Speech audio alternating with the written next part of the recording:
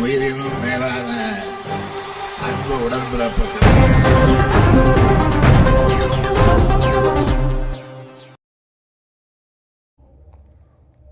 மாமல்லபுரம் அடுத்த கடம்பாடி ஊராட்சியில் மத்திய அரசின் தொகுதி மறுசீரமைப்பு மசோதாவுக்கு எதிர்ப்பு தெரிவித்து கருப்பு கொடி ஏந்தி மத்திய அரசுக்கு எதிராக கண்டன கோஷம் திமுகவினர் எழுப்பினர்.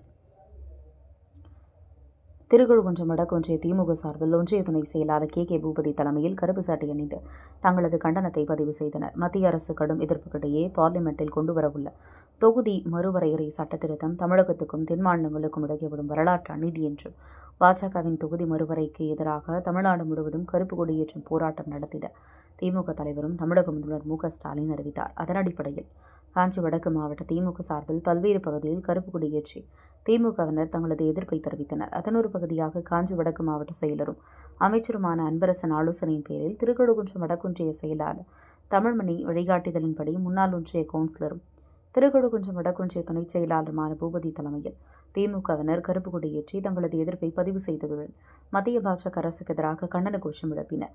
நிகழ்ச்சியில் கடம்பாடி சேட்டு மகேந்திரன், விநாயகம், மனோகரன், கணேசன், கௌதமன், சுதாகர் பிரகாஷ், மோகனசுந்தரம், அருண், பச்சையம்மாள், காயத்ரி உட்பட பலர் உடனிருந்தனர். தொகுதி மறுசீரமைப்பு அனுமதிக்க மாட்டோம்.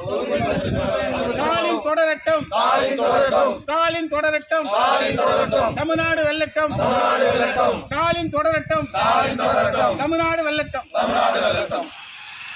உயிரினும் மேலான அன்பு உடன்பிறப்புகள்.